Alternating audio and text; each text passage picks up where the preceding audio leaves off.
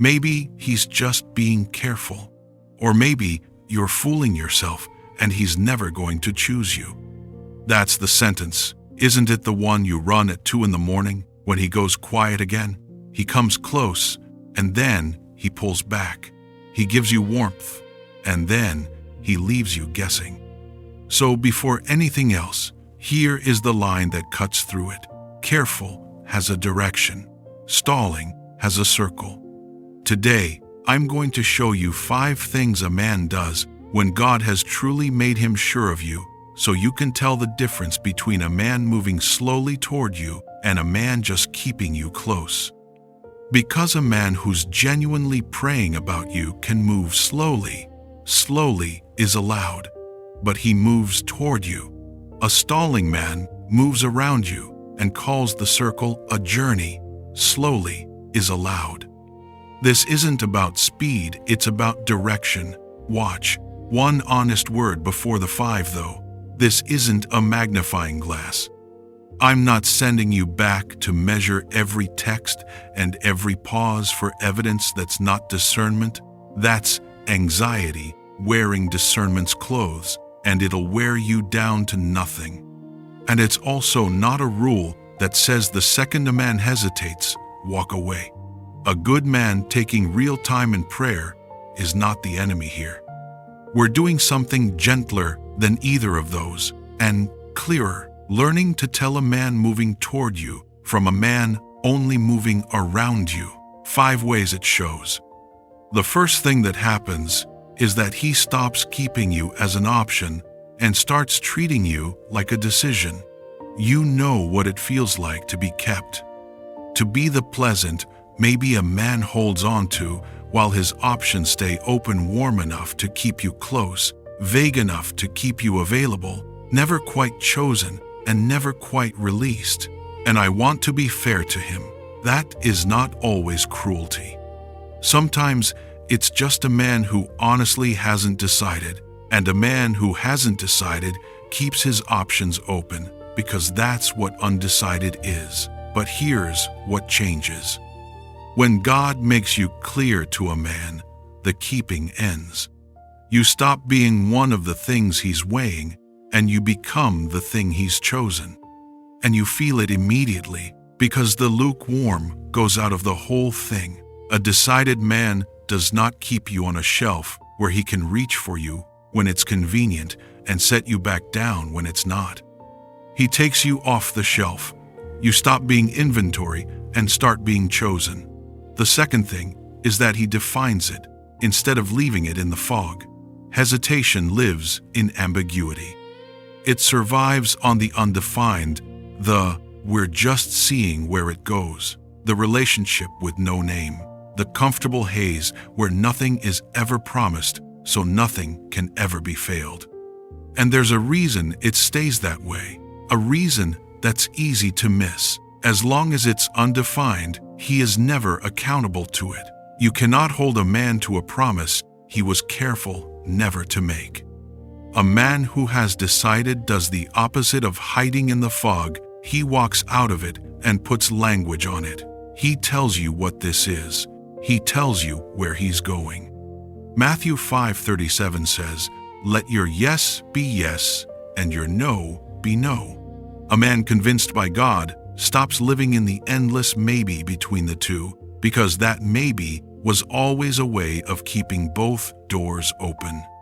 The undefined is where hesitation hides. Definition is where it dies.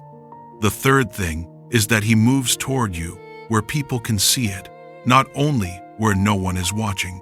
Pay attention to where a man is willing to be seen with you.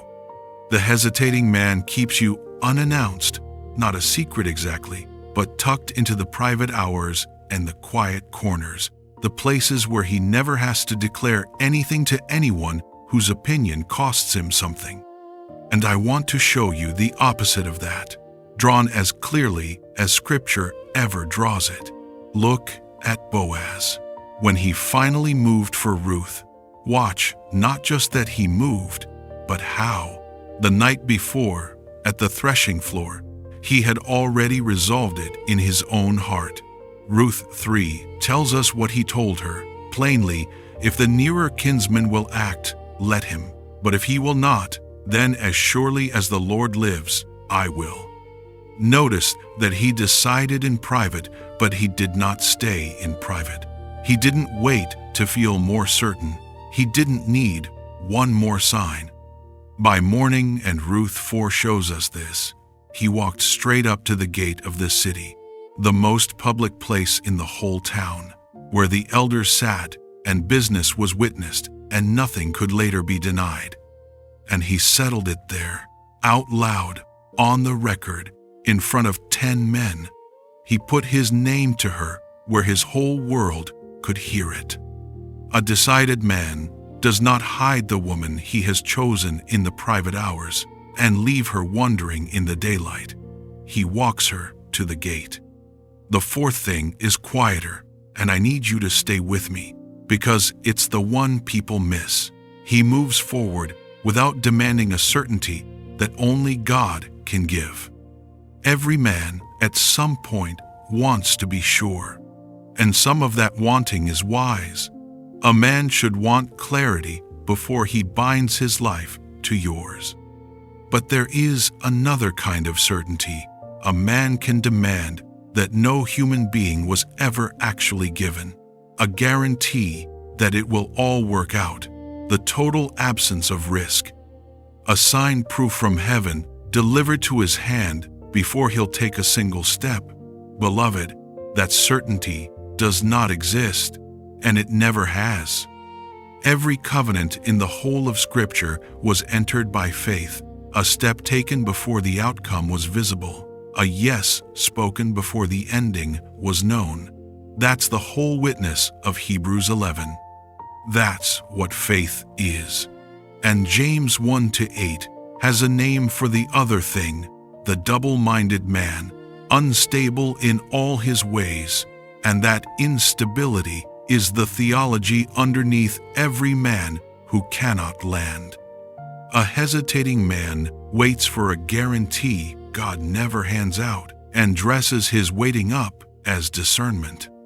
A decided man moves in faith, not recklessly, not on a whim, but with enough clarity to act and enough trust to leave the rest in God's hands. He stops requiring a certainty that was never his to have in the first place. And here is where Boaz had a shadow, a man who shows you the same courage from a different angle. Look at Judah. For most of his story, he's a man who stands back, who lets things happen to his family and keeps his own neck safe. But when everything is on the line and his brother Benjamin is about to be lost, something in him finally moves. He steps forward out of the crowd of silent brothers, and in Genesis 44, he offers himself as the guarantee. Let me stay in his place. Let the weight fall on me. Do not let the boy bear it alone. That's the shift from a man who stands back and stays safe to a man who steps up and makes himself responsible. A man God has made sure of you does the same thing in miniature every day. He stops standing back and puts himself on the line for you. And the fifth thing is the one you feel the most, so I saved it for last on purpose. You know his rhythm by heart. You could set a clock by it, 2 steps toward you, and then 1 step gone. A week of warmth, and then a silence so complete, it makes you wonder if you imagined the whole thing. The message that made your heart lift, followed by 3 days of nothing that make you feel foolish for letting it lift. The advance and then the vanish. And the cruelest part is that the advance is real enough to keep you hoping, and the retreat is real enough to keep you aching, so you live suspended between the two, never able to rest in either. And yet hear this, when God truly makes a man sure of you, that cycle breaks. This is the tell above all the others. He stops undoing his own progress. He doesn't spend Monday moving toward you, and Thursday quietly erasing it. He holds the direction. He doesn't advance and recede until you're dizzy. He just keeps walking the straight line, steady, in daylight, without disappearing. And the day the receding finally stops, something in your body you didn't even know was clenched can finally let go. Because for the first time, you are not bracing for the vanishing. You get to exhale. You get to stop guarding your own heart against the next silence. Because disappearance is no longer the rhythm. Now I have to give you the honest part, and I'm going to give it to you as freedom, not as a wound. Some of you have been listening to all 5 of these and quietly realizing that the man you're thinking of doesn't do them, that he's been circling for a long, long time and calling the circling prayer. And I don't say that to hurt you. I say it to lift something off your chest. There was a man in Scripture named Felix. He heard something that convicted him, something that called for a decision, and in Acts 24, he gave one of the saddest answers in the entire Bible. When I have a convenient time, I will call for you. And the convenient time never came, not because he was carefully discerning, because he was deferring indefinitely and calling the deferral wisdom. He wasn't weighing. He was avoiding forever, dressed up as not yet. Some men do that with a woman. And hear me, not always out of cruelty. Sometimes it's fear. Sometimes it's comfort. Sometimes he genuinely doesn't know he's doing it. But the effect on you is the same no matter what's driving it. A maybe with no expiration date. A season that never turns. A door held open just wide enough that you can't stop hoping and never wide enough to walk through. So hear this, and let it be the thing that finally lifts the weight. You are not required to earn a man's certainty out of him.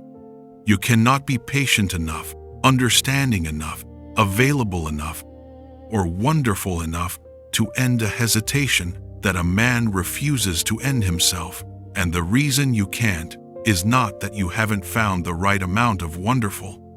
It's that it was never about your worth in the first place. His endless maybe is not a verdict on you. It's information about him. Read it as information, not as a grade. Now, 2 more things before I turn all of this toward you, because I would be failing you if I left them out. The first is about the good, slow man, because I don't want a single one of you weaponizing this against someone who is actually moving. The difference is not speed, it's direction and consistency. If the line is visible, if the definition is coming, if he isn't disappearing and reappearing, but simply walking deliberately toward you, that may not be a circle at all. That may be a careful straight line, and a careful straight line is worth waiting on. Don't take a truth meant to free you and turn it into a reason to abandon something God is actually building. And the second thing matters more than any read on his intentions, because it's about your safety. There is a version of hot and cold that is not hesitation at all. If the pulling close and pushing away isn't an undecided man's uncertainty, but a pattern if he draws you in and then withdraws in a way that keeps you anxious, off balance, always reaching, always trying to earn your way back into his warmth, that is not discernment, and it is not a man weighing you before God. That is control. The undecided man's approach and retreat, and the controlling man's cold then warm, can look similar from the outside, but they are not the same thing. And you deserve to know which one you're standing in. If something in your gut has been whispering that his withdrawal is a way of managing you, of keeping you compliant, of punishing you, please don't answer that with more patience. Answer it by reaching out to a trusted pastor, a counselor, or someone safe who can help you see it clearly. Your safety comes before any theory about his heart, always. So let me tell you where all of this leaves you, and it's a better place than where you started tonight. When God makes you clear to a man, he does not leave you living inside that man's maybe. Being sure of you becomes responsibility toward you, and a man walking in responsibility does not keep you circling. That's the whole thing you've been waiting for. And notice, it isn't what you thought. It isn't intensity. It isn't fireworks. It isn't a man who feels an enormous amount and does nothing with the feeling. It's a certainty that has feet, a sureness that moves toward you, names it, walks you to the gate, steps forward like Judah instead of standing back, and stops disappearing. And until that man does that, hear the last and truest thing. You are not the question mark in someone else's slow decision. You are not required to be patient enough to complete a choice that was his to make and never yours to finish for him. Your worth is not on trial in the court of a man's hesitation, and you were never the defendant there. You just walked in and took the seat because his indecision felt like a verdict, and it wasn't. It was only his indecision. You are not a woman waiting to find out if she's enough. You are a woman God has already been clear about. Clear about who she is, clear about what she's worth, clear that she will not spend her one and only life walking in circles with a man who will not walk a straight line toward her. When the right one is sure, you will not have to wonder. It will not be a maybe you have to decode at 2 a.m, and until then, you are not less because you're still waiting. You are already fully enough. Careful has a direction, beloved. Stalling has a circle. And you are allowed, permitted, released, free to stop walking in circles with a man who won't walk straight toward you. If this reached you tonight, type it in the comments so it becomes yours. Careful has a direction, stalling has a circle, and I'm done walking in circles. And before you go, one honest thing. The clarity you feel right now, this steady certainty as you listen, is real, but it isn't something you catch once and keep. It's something you build quietly, night after night, until it holds even on the hard ones, even at 2 a.m, even when the wondering tries to come back. That steadiness is exactly what I wrote the still point to build. 30 days, one scripture, one reflection, one prayer each day. In this same voice you're hearing right now, for the woman who is waiting and wants to become so sure of God that she stops living inside anyone's maybe. It's linked below for you. And if the evenings are when the wondering gets loudest, there's an audio version too, so you can close your eyes and simply listen. You don't have to wonder forever, beloved. The right kind of sure doesn't keep you guessing.